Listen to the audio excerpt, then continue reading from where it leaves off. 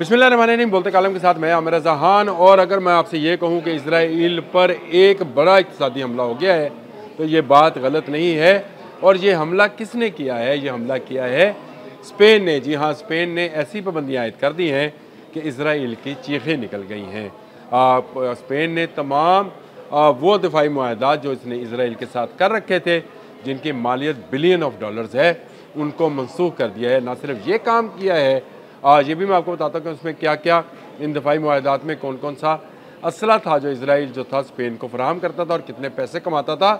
इसके साथ साथ मैं आपको ये भी बताऊँ कि स्पेन ने ऐलान किया है कि उसकी फ़ज़ाई हदूद जो हैं उसको इसराइल फ़ौजी मकासद के लिए इस्तेमाल नहीं कर सकता है। अगर वो कहीं असले की तरसील कर रहा है और हमें पता चला कि कोई फ़ौजी जहाज़ है गुज़र रहा है तो उसको गुज़रने नहीं दिया जाएगा। ये सिर्फ फ़ज़ाई पाबंदी नहीं है, बहरी पाबंदी भी मौजूद है। और उन्होंने कहा कि दिफाई नौइयत का कोई सामान जो है अगर इसराइली जहाज़ लेकर गुजरेंगे, अशिया ज़रूरिया नहीं, दिफाई सामान लेकर गुजरेंगे तो उनको स्पेन के साहलों के साथ गुजरने या स्पेन के हदूद के अंदर से गुजरने नहीं दिया जाएगा। ये एक बहुत बड़ी डेवलपमेंट है और ये एक बड़ा इनिशिएटिव है जो कि स्पेनिश या स्पेन के लोगों ने लिया है। हिस्पानिया जिसको कहा जाता है, जो कि मुसलमानों का 700 साल तक मरकज़ रहा है, और वहाँ से अब ये आवाज़ इसराइल के ख़िलाफ़ उठी है। ना सिर्फ आवाज़ उठी है, उसकी हुकूमत ने ये आवाज़ उठाई है।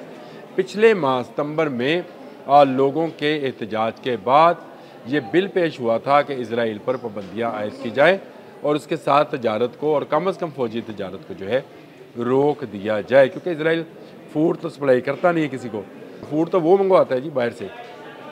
लिहाजा हुआ ये कि जो स्पेन के फ़ौजी मामलात थे उस पर पाबंदी का बिल बाकायदा मंजूर हो गया है। असम्बली ने उसकी तस्दीक कर दी है, जिसके बाद से अब मलका के साइन भी हो गए और इसराइल पर पाबंदी लग गई है कि उसका तमाम मुआहदे जो वो स्पेन के साथ रखता था वो मनसूख हो गए हैं। इसमें बहुत सारे मसाइल थे और कहा जा रहा है कि ये 285 मिलियन यूरो के मुआहदात हैं जिसका नुकसान हुआ है।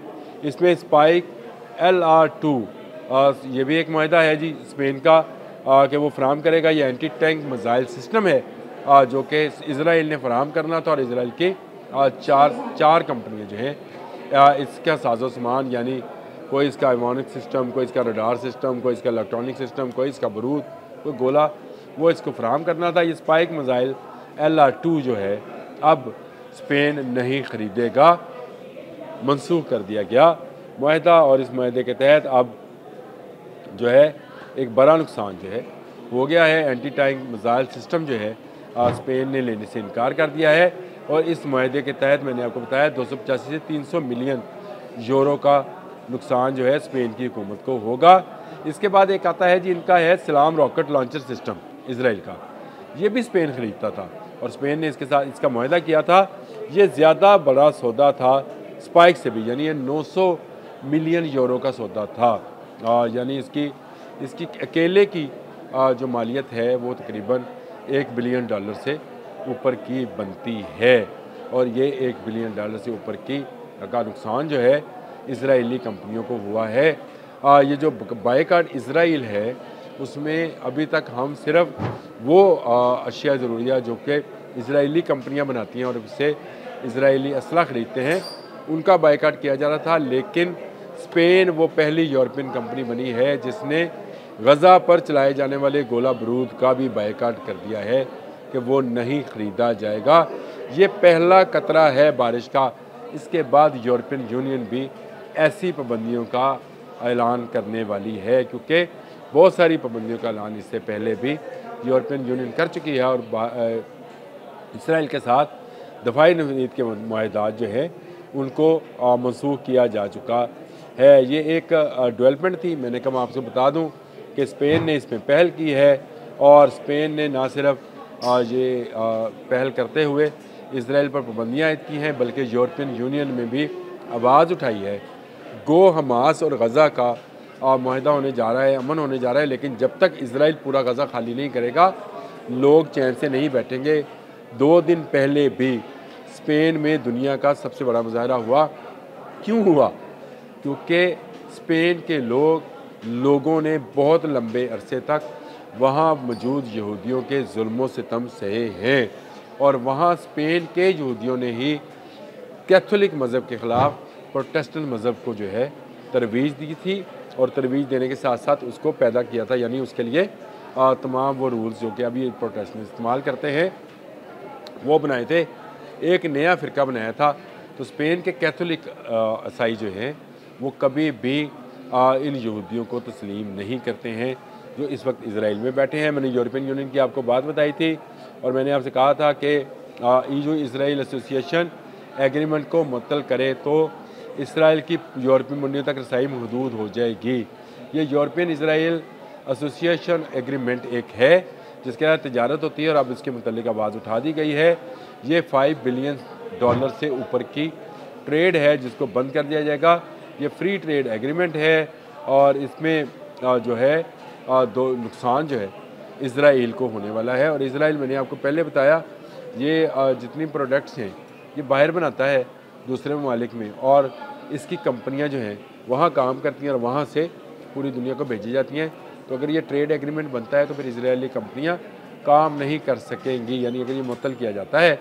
इसके साथ साथ अब यूरोपियन यूनियन स्पेन को मिसाल बनाकर इज़राइल पर दफ़ाई नवीयत के मुआहदात जो हैं उनको भी कैंसिल करने जा रही हैं, जो कि बिलाशुबा एक बड़ा धचका और गज़ा के मज़लूम आवाम की आवाज़ होगा।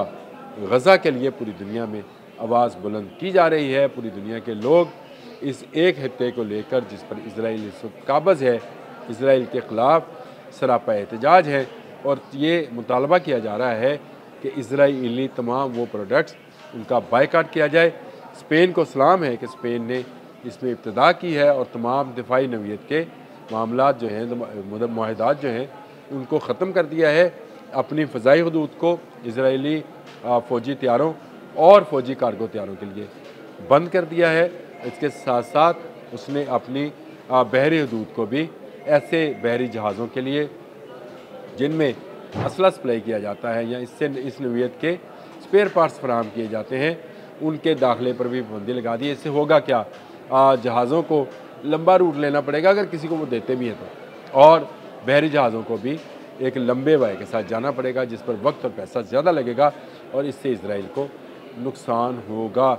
इसीलिए हम कहते थे कि बायकाट इसराइल की जो तहरीक है इसमें ज़ोर जब आएगा तो इज़राइल घुटनों के बल आ जाएगा। आज वो हमास के साथ जो बैठने जा रहा है, जो बैठ रहा है, जो मुआहदा करने जा रहा है और झुक रहा है, फ़ौज को वापस लेके जाएगा, इसमें बड़ा हिस्सा उन ममालिक का है जिन्होंने इज़राइल के साथ तजारत को थ्रेट किया है कि अगर वो अपनी हरकतें गज़ा में नहीं रोकेगा, लोगों को कत्लेआम नहीं रोकेगा, तो उसका जो है नातका बंद कर दिया जाएगा।